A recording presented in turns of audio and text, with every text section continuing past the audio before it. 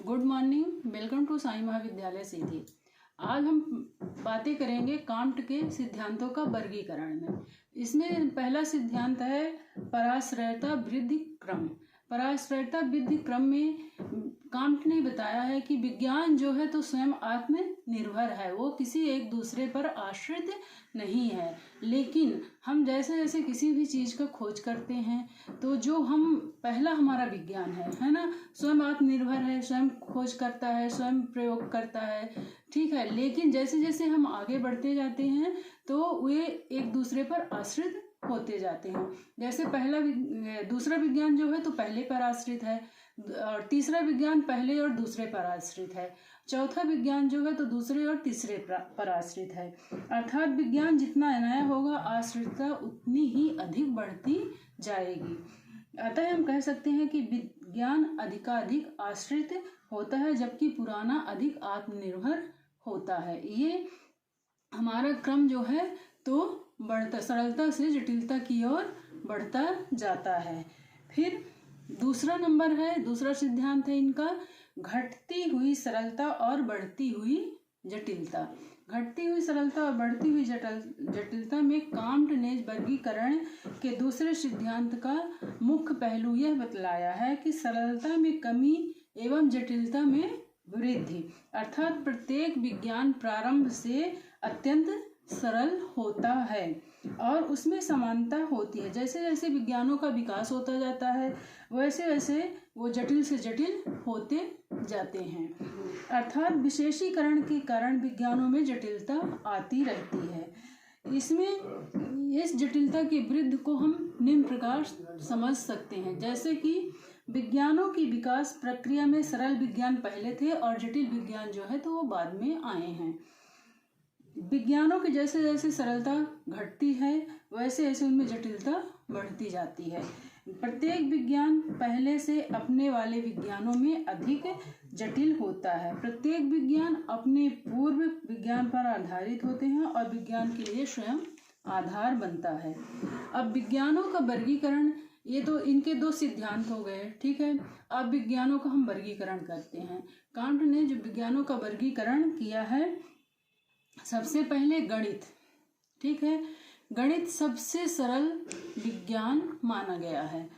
गणित यानी मैथमेटिक्स, विज्ञानों के संस्करण में कांट ने गणित को पहला स्थान दिया है और इसे ये प्राचीन विज्ञान भी माना है। गणित आधारभूत सरलतम विज्ञान है।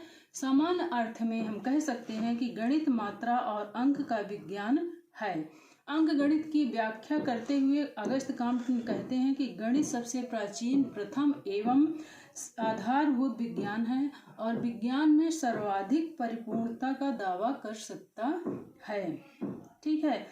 गणित के अंतर्गत इसके मुख्य कुछ उपविभाग आते हैं, जैसे अंक गणित हो गया, बीज गणित हो गया, ज्यामिति और एवं यांत्रिकी। गणित के सभी उपविभाग अत्यंत सरल होता है, अतः अन्य विज्ञान पर ये आधारित नहीं होते हैं। इसलिए गणित को हमने प्रथम स्थान ही होने दिया है, क्योंकि गणित जो है तो सबसे सरल भाषा और विज्ञान है। फिर गणित के अंतर्गत कौन कौन से आते हैं, जैसे अंक गणित हो गया, बीज गणित हो गया, ज्यामिति हो गया और यांत्रिकी हो गया। और अन्य विज्ञान फिर आता है अदर साइंस। अदर साइंस में आता है यांत्रिकी, अचेतन विज्ञान, चेतन विज्ञान, ठीक है। अब यांत्रिकी हो गया, अचेतन विज्ञान, चेतन विज्ञान। अब अचेतन विज्ञान के अंतर्गत ज्योतिष शास्त्र, खगोल शास्त्र, रसायन शास्त्र और भौतिक शास्त्र आता है। चेतन विज्ञान में जीव शास्त्र और समाज शास्त्र आता है। अब इनमें क्या है कि विज्ञानों के वर्गीकरण में सबसे पहले गणित आया। गणित के अंतर्गत इतने सारे वर्गीकरण किए गए इसमें। फिर दूसरा आता है खगोल शास्त्र। खगोल शास्त्र आकाश से संबंधित तथ्यों का अध्ययन किया गया है। खगोल शास्त्र में ग्रह, नक्षत्र, तारे, आकाश आज सभी भागों में अंक गणित, बीज गणित, ज्यामिति का प्रयोग करके इनकी दूरी, गति और इनमें कितना पारस्परिक संबंध है इसकी मात्रा निकालते हैं, ठीक है। इसलिए खगोल शास्त्र के गणित की अपेक्षा अधिक जटिल है। क्या है कि गणित सबसे सरल है और फिर खगोल शास्त्र जो है तो गणित से भी जटिल है। फिर तीसरा क्या दिया, भौतिक शास्त्र को यानी फिजिक्स, भूमिस्थ विज्ञान का भाग है। भौतिक शास्त्र पदार्थ जो है तो बाहरी स्वरूपों का अध्ययन करता है, जैसे गणित और खगोल शास्त्र पर आधारित विज्ञान है, इसलिए इस विज्ञान को हम अधिक जटिल कहते हैं, क्योंकि सौरमंडल, नियम एवं प्रभाव भौतिक शास्त्र का अध्ययन आधार है। बिना गणित के मदद से हम इसका ज्ञान नहीं प्राप्त कर सकते हैं। ठीक है, फिर आ गया रसायन शास्त्र।